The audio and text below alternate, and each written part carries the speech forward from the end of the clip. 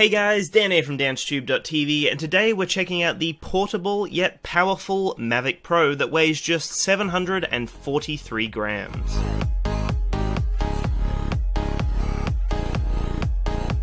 This is my early review of the Mavic after just a few weeks of use, and I will have a full review in the coming weeks, so keep your eyes peeled to the channel. But this one will be a little bit of a shorter review, and just my experiences so far with the Mavic Pro. So the flight time out of one battery is about 27 minutes. Now I've got the 3 batteries, and I would get about an hour and 5 minutes of flight time, and that's pushing it to the point that it actually forces itself to land. Now that is pretty amazing, guys. An hour and 5 minutes of flight time is impressive by any standard, let alone for something as small as the Mavic Pro. I also want to mention that you need to follow your local government's aviation laws. So for me in Australia, I have been following CASA's laws. This is just to protect people around you and to ensure that everyone is safe. Now with the Mavic's control range, you can get to about 7 kilometers away from the controller, which is impressive as hell for something as tiny as this. Again, it's constantly connected to satellites, so at a normal time for me, I would probably be hitting about 12 satellites,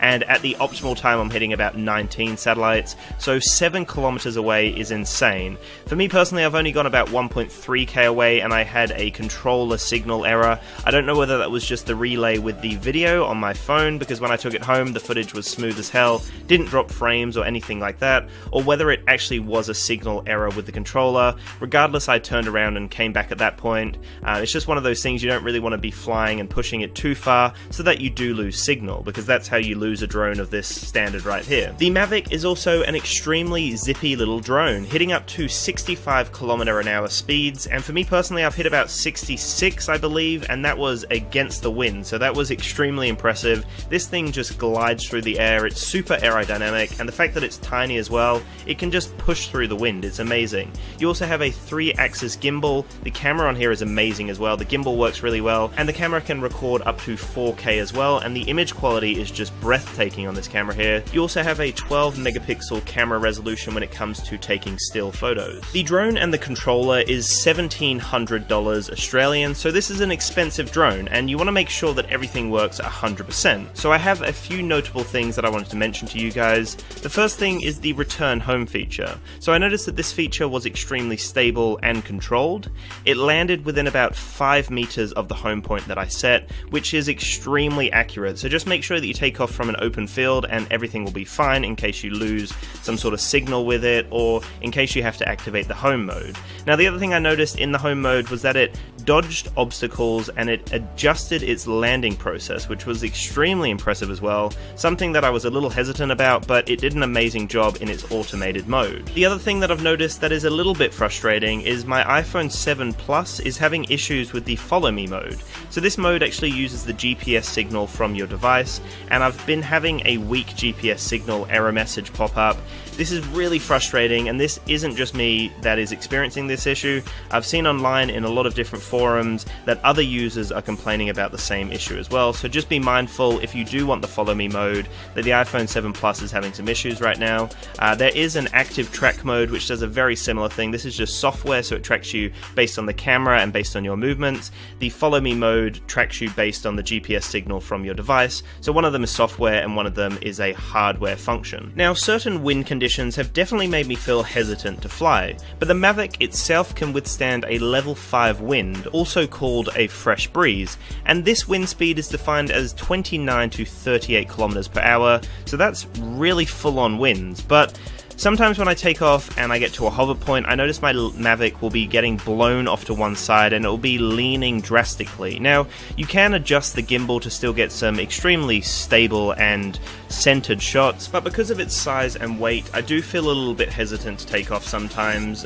Definitely with a larger drone, you wouldn't be having these issues. It handles perfectly well in super breezy days, but just something to mention that I was a little bit hesitant, and I'm sure that a lot of you people out there would be very hesitant flying a $1,700 drone. You'd want to make sure that it's a perfect condition and a perfect day to actually take off and get some really awesome shots. Until you actually see the camera on the Mavic Pro, you will have no idea how tiny this camera is and how amazing it is. The fact that it can produce crisp 4K footage from such a tiny little lens is breathtaking, guys. One thing I will mention though is the ISO will only go up to 3200, so this camera does struggle in low light situations. That's just something to look out for when you're trying to get a sunset. Make sure that you've got a nice amount of exposure and get the sun just before it goes down, otherwise you will notice the footage will go a little bit muddy and it doesn't look fantastic. Another thing to be mindful of when landing the drone is the fact that the camera is so low to the ground, so you need to be careful of rocks kicking up, any sort of dirt or grass in the way, and you need to make sure that you land on a flat surface. And that's the reason why I'm buying landing gear and landing legs for the drone, just to ensure that the camera is far away from the ground so that I don't damage it, because the camera and the gimbal will be one of the most expensive components on this little drone here. Flying my Mavic Pro has got to be one of my favorite pastimes now. It's just amazing to have that extra dimension to explore. The fact that I can fly and go anywhere I want without any boundaries besides the limited government boundaries that they have set is actually really amazing, guys. It's super freeing to be able to go wherever you want and to be able to capture amazing footage from such a tiny drone to then just land it, fold it back, and disappear. It's amazing, guys. It's just the coolest thing, and coming from a point where, you know, I was brought up where tech was starting to become relevant and gaming was getting really big, and to get to this point right now where I'm 24 and I can fold out a drone and fly it with pinpoint precision, that is just amazing, guys. So overall the experience has been amazing. The image quality on the camera itself is super sharp. It's not oversaturated or overexposed or anything. You have full control over shutter speed, ISO, and also the white balance as well. So it's really cool to have, you know, full control over the camera. You have a few other settings as well, which I'll go through in the full review. The only thing, like I mentioned, is it's not great in low light, but technically, in Australia, I'm not really meant to fly a drone at night, so that doesn't really bother me at all. The fact that I can just pass the controller over to a friend mid-flight, they've never picked up a drone in their life, and they can take control of the Mavic and get used to it within a few minutes, that right there is a testament of how amazing this piece of technology is. It flies beautifully, the camera's amazing, and everything is just so nice, and the finish on it is great. The controller has a great build to it as well. I was nervous about the controller, but it feels super robust and solid. The drone itself, the folding mechanism, I was worried that that was going to wear out over time. It feels really solid still, and I've been folding it out numerous times now.